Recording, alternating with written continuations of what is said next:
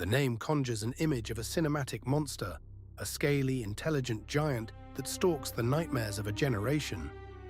But the truth, unearthed from the silent stones of the Gobi Desert, tells a different story. Strip away the myth, and you find a creature sharing its dimensions not with a leviathan, but with a modern turkey. The Velociraptor of the silver screen was a fabrication, a masterclass in dramatic license. Its size was tripled.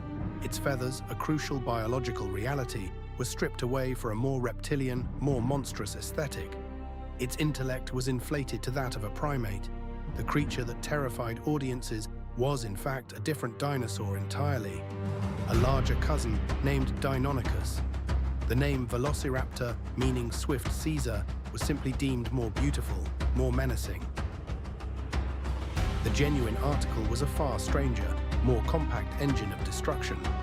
An adult stood barely half a meter tall at the hip, stretching 2 meters from its narrow snout to the tip of its tail.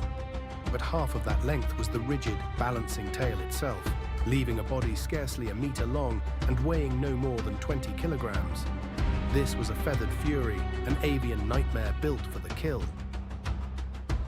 It lived between 83 and 70 million years ago, in the arid heart of late Cretaceous Mongolia. This was a world of vast sand dunes and scarce streams, an environment that rewarded not brute force, but ruthless efficiency. Its skull, a delicate 23 centimeters long, housed jaws filled with 26 to 28 serrated, backward curving teeth.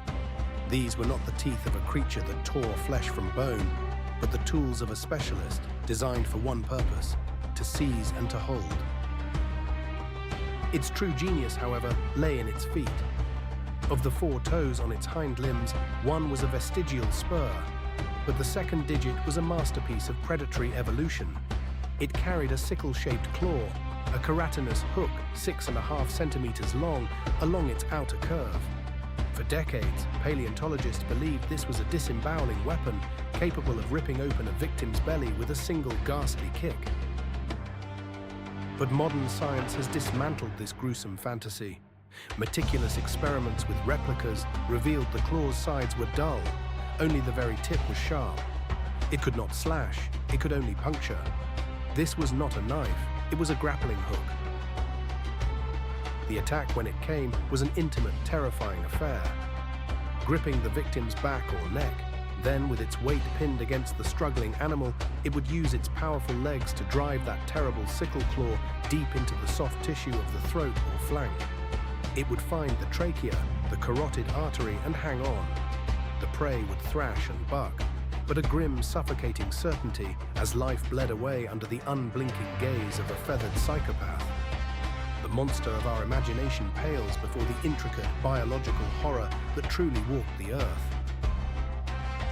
The attack is a blur of calculated violence. Forelimbs, armed with grasping claws, seize the prey. In a single fluid motion, the victim is pinned to the earth, trapped beneath the predator's weight. Then the hind legs strike. A specialized sickle claw, a 6.5 centimeter arch of sharpened bone, plunges into the throat. It is a grimly efficient technique, a masterclass in lethality perfected by the raptors of the sky. Eagles, hawks, the great birds of prey of our modern world, employ this same brutal ballet. But this connection hints at a far deeper, more revolutionary truth. For years, our vision of this creature was one of scaly reptilian terror. That vision was shattered in the year 2007. Paleontologists examining the forearm bone of a velociraptor unearthed in Mongolia back in 1998 made a discovery that would forever alter our perception. There, on the surface of the ulna, were a series of small, distinct bumps, bony protrusions, arranged in a perfect, telling line. They were quill knobs. In living birds, these knobs serve a single, unambiguous purpose. They are the anchor points for the great secondary flight feathers. The evidence was irrefutable. The monster of our collective imagination was cloaked in an avian mantle. Its forelimbs were not merely arms, they were wings, adorned with a fan of some 14 long feathers, stretching from the second finger down the length of the forearm. The question was immediate and profound.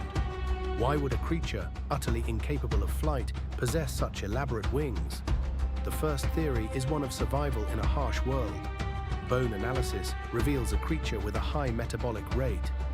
One a land of brutal extremes where daytime temperatures could soar past 40 degrees Celsius, only to plummet to near freezing when the sun abandoned the sky. Feathers would have provided essential insulation, a thermal shield to conserve heat during the frigid nights and deflect the punishing glare of the day. A second theory is one of violent stability. Imagine the raptor leaping onto the back of its struggling prey. As the victim thrashes a desperate fight for life, the feathered wings would flare, beating against the air not for lift, but for balance. They become a living gyroscopic system, allowing the predator to maintain its footing, to adjust its position, to press the attack. It is a behavior known as mantling in modern hawks, who use their wings to form a shroud, pinning their struggling meal while they deliver the final blow. And then there is the theater of life, the third purpose, display. We can envision a male, his plumage perhaps shockingly vibrant, unfurling his wings not for predation but for propagation. A visual declaration of his fitness, a spectacle to sex, suggesting females were feathered too. This was not merely for seduction, it was a universal language of its species, used for communication, for intimidation, for recognition, as a thermostat, a weapon of balance, and a billboard for courtship, a trinity of functions born from a single adaptation. With this knowledge, the nightmare is reborn, more vivid than ever. Picture a watering hole at dusk. A lone herbivore lowers its head to drink. From the scrub, a half-meter-tall terror explodes into view. It is not a green-skinned lizard, but a feathered dervish, wings spread wide, mouth agape, its terrible sickle claws poised to strike. Yet, the most pervasive image of Velociraptor is a complete fabrication. The idea of the coordinated pack of 6 or 12 individuals hunting as a single intelligent unit is pure cinematic fiction. Decades of searching have yielded no mass graves, no jumbles of skeletons that would suggest social behavior. All we find are the lonely remains of solitary hunters. What the fossil record does show is far darker. There is clear evidence of intraspecific aggression. One specimen reveals a skull punctured by the teeth of another velociraptor. They fought amongst themselves, and the fights were to the death, over territory, over a carcass, over the right to breed. Juveniles may have gathered in loose groups for protection, but the adults were aggressive, territorial loners. An adult finding a younger rival on its kill would not hesitate to attack, killing the intruder not for food, but for its sheer audacity. So, if you were to face a velociraptor, you would not be ambushed by its packmates. You would face a single, relentless opponent. And no discovery illustrates this ferocious, unyielding spirit more profoundly than the fossil known as the fighting dinosaurs. It is a snapshot from 74 million years ago, a moment of pure combat frozen in stone. A velociraptor is locked in a mortal struggle with a protoceratops. The raptor's killing claw is embedded in the herbivore's neck, while the protoceratops has clamped its powerful beak down, crushing the raptor's arm. They are testament not to teamwork, but to the ferocious, unyielding will of a solitary predator that would rather die in the attempt than ever let go. A story of life and death, written in stone, reminding us that the deep past was not a choreographed spectacle, but an unforgiving world, governed by the raw and singular drive to survive. The Gobi Desert, 1971, an immense, silent theater of rock and sand where time itself seems to have stood still. Here, a joint Polish-Mongolian expedition sifting through the dust of ages unearthed not just bones, but a story. A moment of unimaginable violence, frozen in stone for 70 million years. They found 2 skeletons, locked together in a final fatal embrace. A velociraptor and its intended prey, a protoceratops. The protoceratops was a stout, powerful herbivore, roughly the size of a sheep. Its formidable head was armed with wrists, weighing between 80 and 100 kilograms, 4, perhaps 5 times the weight of its attacker. The tableau, preserved with impossible clarity, tells a story of breathtaking ferocity. The velociraptor had launched itself at the larger animal, a blur of predatory instinct.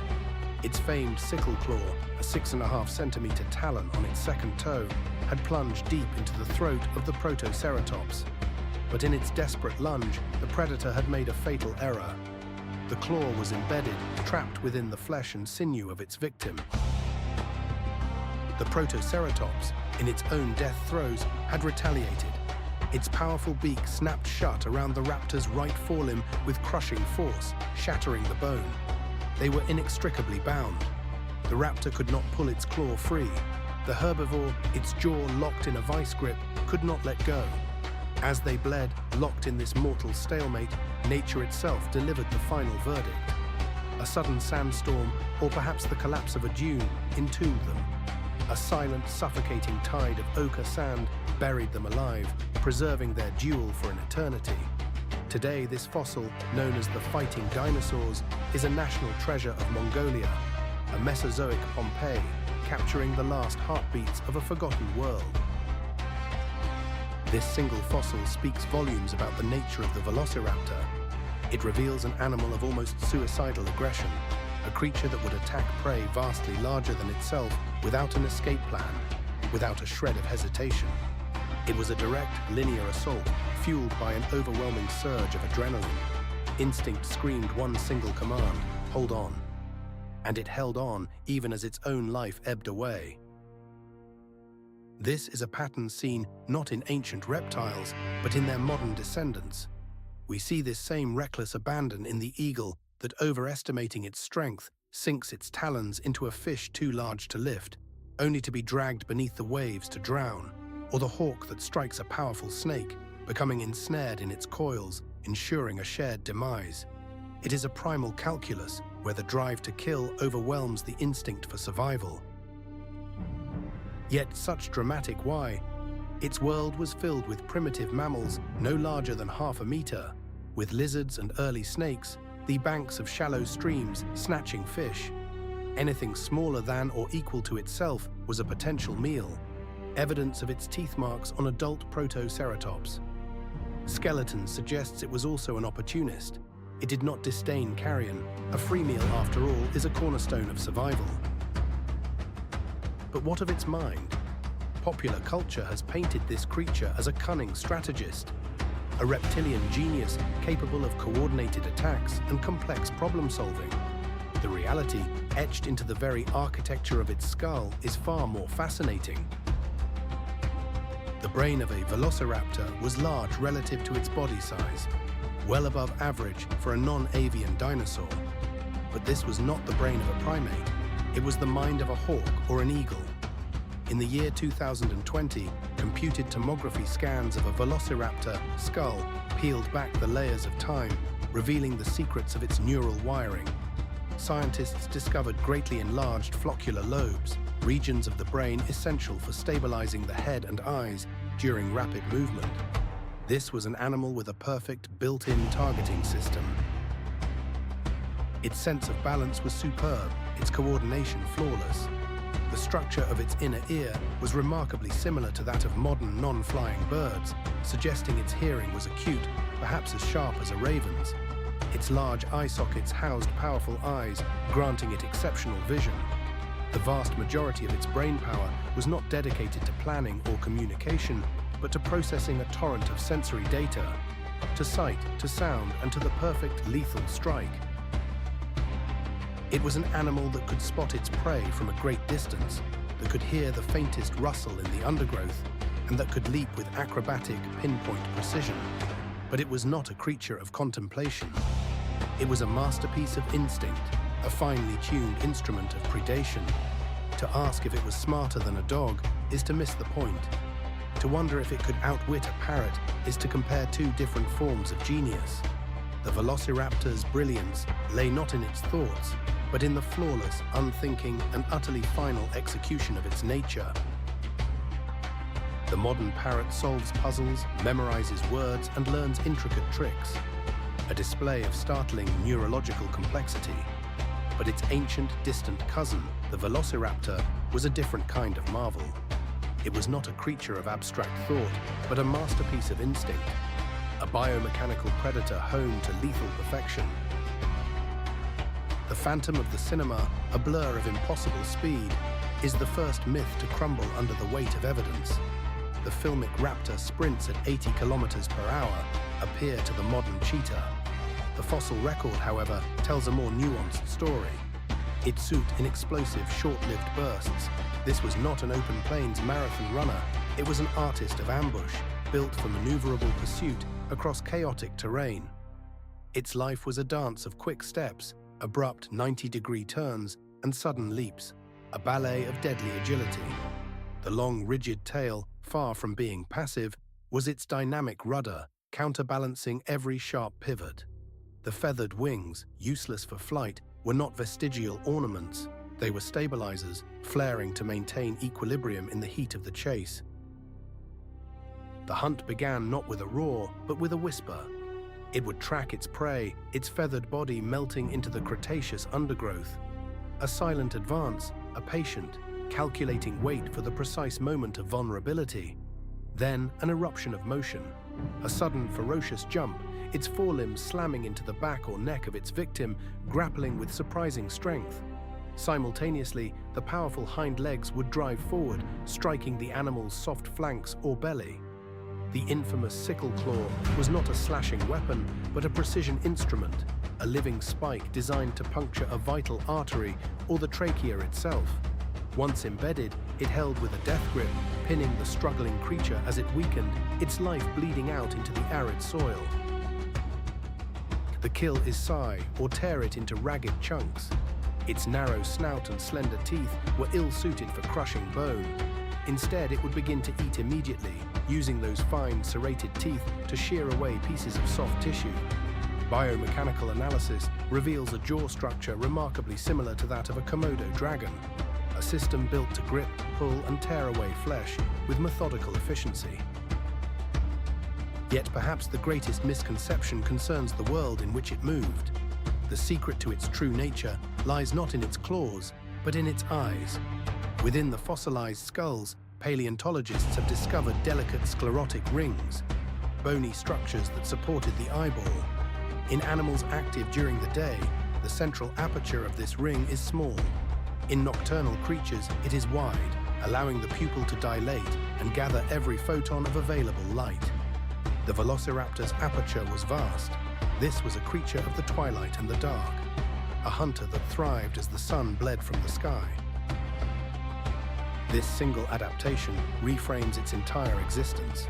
It would have spent the brutal days of the Gobi Desert in slumber, seeking refuge in the cool shadows of rock formations or within tangled thickets. With daytime temperatures soaring past 40 degrees Celsius, the intense heat would have been a mortal threat to a warm-blooded feathered predator, risking fatal overheating. But as night fell and the desert air cooled, the Velociraptor would emerge. The landscape, emptied of its diurnal rivals, became its kingdom. To journey back to Cretaceous Mongolia would be to enter a world where this iconic dinosaur was an almost invisible presence by day. The tartled Velociraptor would not hesitate. Its life began, as it did for so many archosaurs, in a nest of earth and vegetation. A female would lay a clutch of 10 to 20 eggs, guarding them with fierce maternal instinct. After 2 or 3 months, the hatchlings would emerge, fully feathered and vulnerable. For the first few years, they would remain in a familial group, learning the art of the hunt under their mother's watch. But this sanctuary was temporary. Upon reaching adolescence, they scattered, embracing a largely solitary existence. Adults met fleetingly, only to mate, before returning to their lonely territories. For the young, life was a constant peril. Larger carnivores, even adult velociraptors, and opportunistic pterosaurs all posed a threat. Its lifespan remains an enigma, but by comparing it to modern birds of prey of a similar size, we can speculate, perhaps 20 or even inevitably takes its toll. Its final disappearance is the ultimate puzzle. The Velociraptor vanished around 70 million years ago, a full 4 million years before the asteroid impact that sealed the fate of the dinosaurs. It did not bear witness to the final cataclysmic day. Its extinction was a quieter, more protracted affair. Why? The reasons are lost to time. Perhaps a subtle shift in climate altered its environment. Perhaps its preferred prey disappeared, or a new, more efficient predator emerged to claim its throne. It is a reminder that even the most formidable predators are subject to the silent, inexorable currents of time, leaving behind only whispers in stone. Evolution is an unforgiving editor. Those who fail to adapt are erased from the story of life, leaving only echoes in stone. Consider the Velociraptor, a name that conjures images of cinematic terror, but whose reality is a far more intimate link to our own world. 70 million years ago, this creature was a blueprint for a dynasty of hunters. It possessed the very tools that define predation today: the warmth of a constant metabolism, a complex coat of feathers, vision of astonishing acuity, and the lethal grace of a master coordinator. To witness its ghost, one need only look to the sky. Watch an eagle as it descends upon a rabbit. The technique is an ancient one, a terrifying ballet passed down through the eons. A sudden vertical plunge, the pinning of the victim under its own body, wind as a tool for disemboweling, was in fact a precision instrument designed to pierce arteries and secure struggling prey until the fight was over. This was the Velociraptor's art.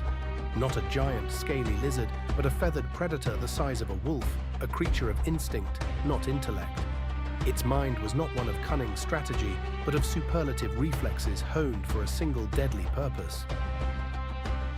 The form may have changed, the scales replaced by flight feathers, the earthbound terror now a master of the air. But the spirit, the predatory essence, remains identical. The same hunt, the same instincts, separated only by an abyss of time.